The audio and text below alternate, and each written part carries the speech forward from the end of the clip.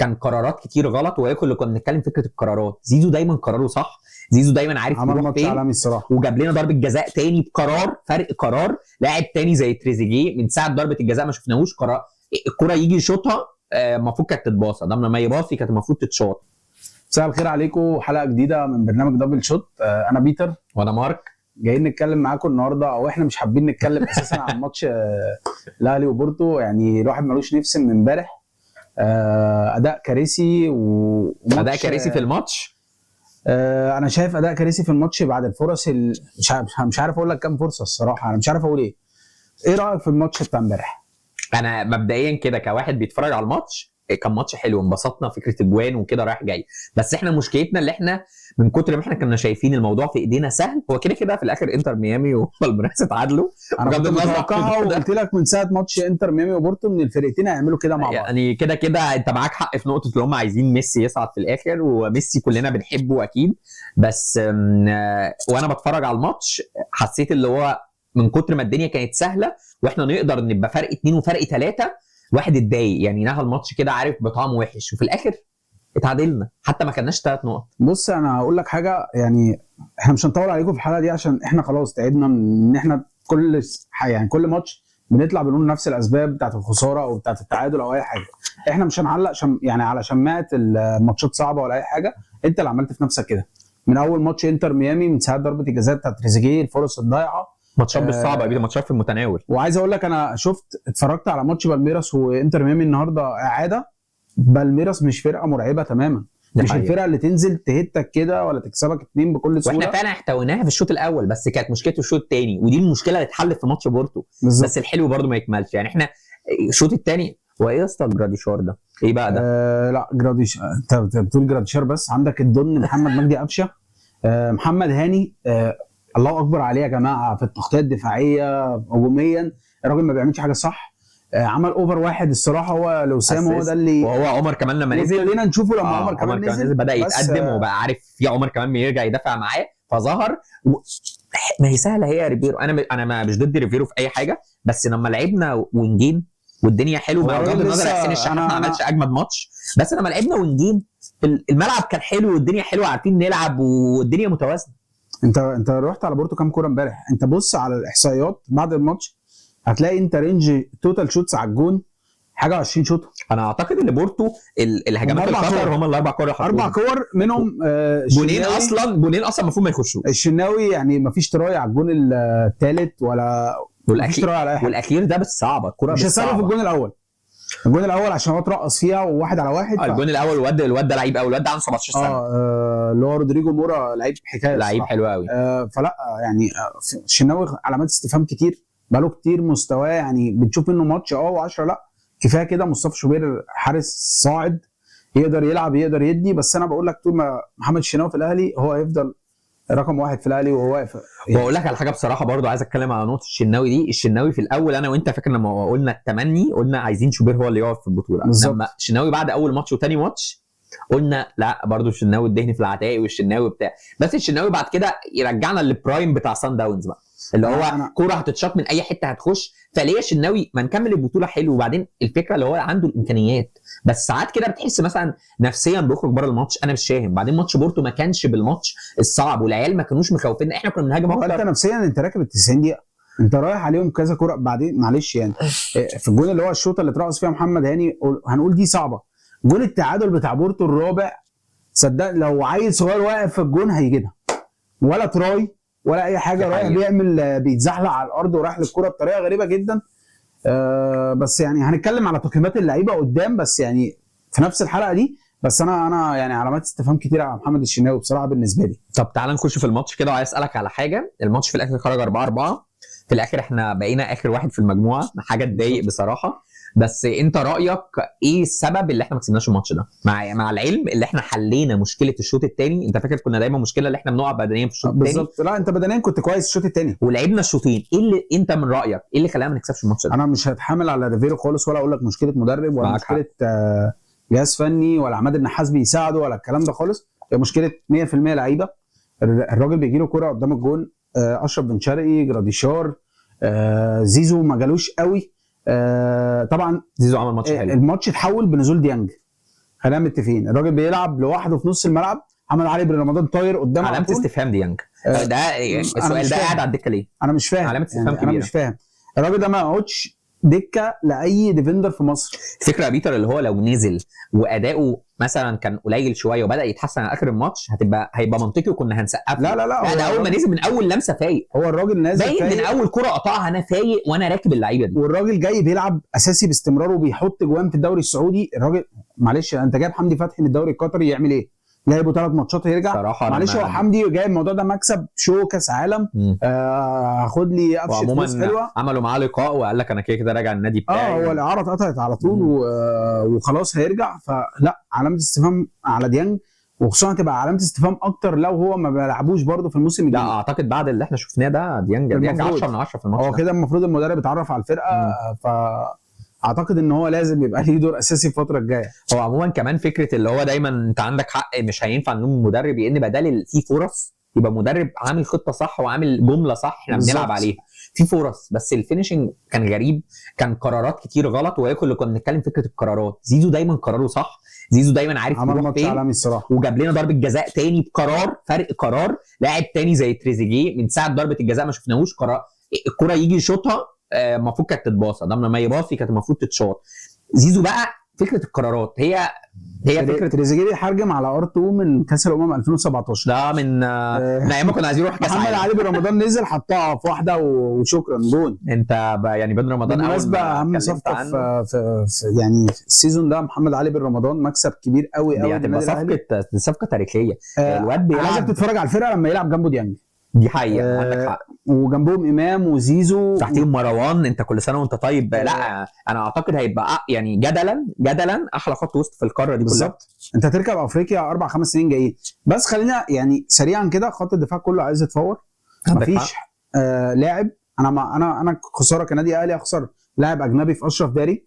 هو مدافع كويس مش سيء الى حد ما، تحسه بان فرق الكواليتي شويه في البطوله دي. هو كواليتي مش واو من الدوري المصري. باين اللي هو الكواليتي بتاعته مش عاليه زي ما احنا كنا متخيلين. الراجل جبان وبيرجع لورا على طول، ما بيدوس على الكوره يعني. الله يمسيه بالخير محمد عبد المنعم. لا في فرق كبير قوي. احنا بنطلع بالكوره سهل وعارفين نطلع بالكوره. هات بقى مساك من الدوري المصري عادي ويلعب بيه ما دام هو مستواه كده. عندك حق. خلينا يعني نحلل ونقيم اداء لاعب في الاخر. هنتكلم على لاعب يعني. شناوي اداء سيء. شناوي انا مش هقدر اقول طول البطوله. الشناوي ادانا الماتش الاولاني بتاع انتر ميامي كان عالمي، كان تاني احسن لاعب في الماتش بعد الجون بتاع انتر ميامي.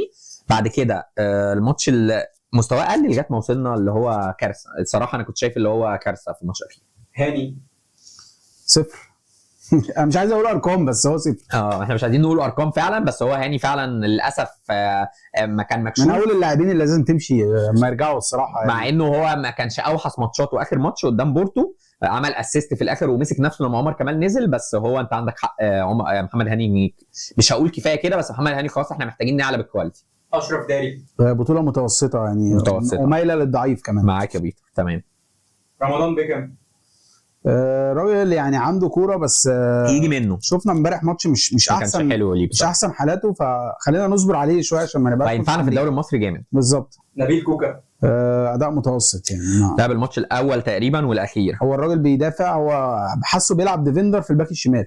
هو الراجل واقف ما بيطلعش. حمدي فتحي ما عجبنيش بصراحه. بن رمضان سوبر. انا يعني اصل انا اي كلام هقوله هيبقى اقل من اللي هو عمله. بن رمضان حط جون ممكن نوصل لاخر البطوله الجون ده يبقى مترشحين من احسن اهداف البطوله. صفقه الموسم بن رمضان بصراحه. دي حقيقه. زيزو الراجل ده ياخد نجمه. زيزو دخل خلاص في مكسب كبير ودخل مع الفرقه، وامبارح شفناه يعني بيحرك الفرقه كتير. شفنا منه اداء كويس في البطوله بشكل عام. فاعتقد ان هو كان من احسن اللعيبه اللي كانت في البطوله. زيزو صفقه مهمه قوي وصفقه قويه قوي. الشحات 0 زي اخو محمد هاني. لا تعليق. تريزيجيه ابن النادي. تريزيجيه لعب شوط، لعب في البطوله دي شوط، ولعب شوط تريزيجيه بقى والحماس وكده. الباقي كان كلها قرارات غلط، عباره عن شغله نشاط بس بيجري بس. ضربه الجزاء وقعته، كنت مستني منه اكتر من كده الصراحه بكتير، بس خذلني. يا ريت ياخد الشوط اللي هو لعبه ويروح. بالنسبه لوسام البابا ده البابا ما ينفعش نتكلم عليه. الراجل جاب اون جول ورجع حط هاتريك، اول لاعب عربي يسجل هاتريك في تاريخ البطوله، هو افريقي. وافريقي طبعا. وممكن ياخد هداف البطوله لو ما حدش عداه يعني. فلا طبعا الصراحه ورانا قد ايه ان من اهم دلوقتي الميشنز اللي عند الاداره انها لازم تحافظ على اسامه، ما ينفعش يمشي، احنا محتاجينه بالظبط. سريعا بقى البودلة بتوع الماتش، اولهم اليو ديانج. يا باشا اليو ديانج ده لازم يلعب من اول ماتش انتر ميامي، هو لازم يبقى في التشكيل الاساسي. الراجل ده بيعرف يجاري لعيبه سرعات ولاعيبه اوروبيين ولاعيبه اللي هو على المستوى العالمي. لا معلش، كواليتي عاليه قوي يعني بصراحه. جراديشار انا بجد بيتر كان عجبه الماتش الاولاني لما نزل شويه، قال لك بيحاول، بس لما بجات له بقى هو ما بقاش يحاول بقى، ده اديله الكوره تحس ان البيزكس مش عنده. يمكن كان ماتش باد لك، بس انا كنت شايف في الماتش ده، انا شايف ان هو من الصفقات اللي لازم تمشي. لا ده في البيزكس الكوره مش موجوده، مش عارف يستلم. عمر كمال نزل عمل اللي عليه، هو طبعا على قد مستواه وعلى قد الكواليتي بتاعته. انا شايفه عمر كمال المغني الصراحه، مش شايف حاجه غير كده يعني. انا مش شايفه عمر كمال باك يمين بتاع الاهلي، فلا يعني اللعيبه اللي لازم تدور على عقد في مكان تاني. اشرف بن شرقي اللي كلنا زعلانين منه شويه. انا بصراحه بيتر عايز اخد رايك في حاجه، انا وبرده صحح لي، انا حاسس ان اشرف بن شرقي كان نازل الماتش ده عايز ياخد لقطه وعايز يبين اللي هو انا ازاي اقعد دكه. ده حقيقه بانت في كذا كوره، كان طالع له زيزو اوفرلاب كده، لو حطها له هيحط له انفراد، وحتى زيزو شد معاه كده في لقطه شفتها بعد يعني في الاعداد، في واحده جراديشار كان فتح له، كان ممكن بصيانه في شوطه. عايز اقول لك بن شرقي ضيع دفاع جمهور الاهلي عليه في اول ماتشين بالماتش بتاع امبارح، فما كنتش اتمنى اشوف منه المستوى ده، وضيع فرصتين هو والجول. دي حقيقه، بس اخيرا في الاخر برضو لعيب كواليتي عاليه، وهو بالزبط. دي اللعيبه اللي احنا عايزينها عشان نعلي كواليتي مستنيين منه كتير بالزبط. يعني لسه الدول محمد مجدي قفشه في كلمه واحده. ده البابا ده يا ابولا انا ما عنديش، مش لاقي حاجه. القضيه ممكن، مش عارف القضيه ممكن ايه، هو هيفضل عايش عليها، هو يرجع انبي تاني، هيفضل عايش عليها، يرجع انبي تاني خلاص. لو سامعني ارجع انبي تاني. انا بس قفشه للاسف صعبانه عليا، بس هو خلاص قفشه كفايه كده، عشان انت عندك شويه ليجاسي شويه مع الاهلي وفي ذكريات حلوه، فنحافظ عليها وكفايه كده بالظبط. اخر حاجه انا بس يعني بقى خلصنا قائمه اللعيبه، عايز اسالك يا بيتر كده، قول لي رايك تقييم عام لمشاركه الاهلي في كاس العالم للانديه السنه دي، مش تقييم، انت رايك الاهلي عمل اللي كان مستنيين منه، عمل اكتر، عمل اقل؟ انا كنت مستني من الاهلي يصعد اول المجموعه دي، لو تفتكر في اول حلقه انا كنت متوقع ان احنا نصعد اول وكنا نقدر نعملها. انت مش بتلعب فرقه عندك حق في المتناول، في يعني باللي هو انت ما معكش بايرن ميونخ، ريال مدريد، مانشستر سيتي زي الفرق العربيه الثانيه، لا انت كنت تقدر تصعد اول، كنت تقدر تقدم اداء احسن من ده بكتير.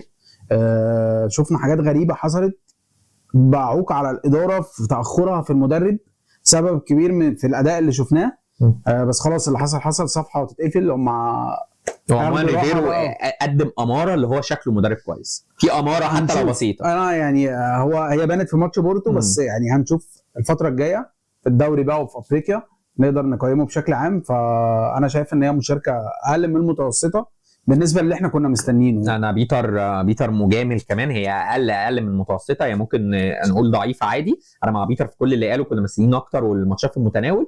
اخر حاجه عايز اقولها، انا ده خرجت الماتش امبارح متضايق قوي يا بيتر، عشان ضيعنا فرصه تاريخيه اللي احنا هيبقى في فريق افريقي يكسب فريق اوروبي. 2 مليون دولار غير ال 2 مليون دولار يا جماعه، هنكسب بورتو ده عنده 2 تشامبيونز ليج، فكنا هنكسبهم وهنكسبهم لعبا واداء، مش مجرد خطفنا الماتش، كنا هنعرف نكسب سكور. فانا اتضايقت، ضيعنا فرصه تاريخيه كانت ممكن تنقل. انت كنت هتقول لك ايه، لا دي مشاركه متوسطه وفوق متوسطه، لو كنا كسبنا فرق 2 ولا حاجه وكنا اللعيبه عملت اللي عليه. بس عموما انا ماليش في الكلام الحمصي بتاع اداء مشرف ومشاركه مشرفه، انا الكلام ده خلاص بقى كفايه، ما بياكلش معايا. كل كاس عالم بنقول كده. اخرنا ممكن نقول ان البطوله دي ممكن ماتش بورتو ده ممكن نبني عليه، وريفيرو يبني عليه بالاداء بتاعه والثقه اللي هو ممكن يديها للعيبه، ونكمل وان شاء الله يعني نسيطر على افريقيا الفتره الجايه.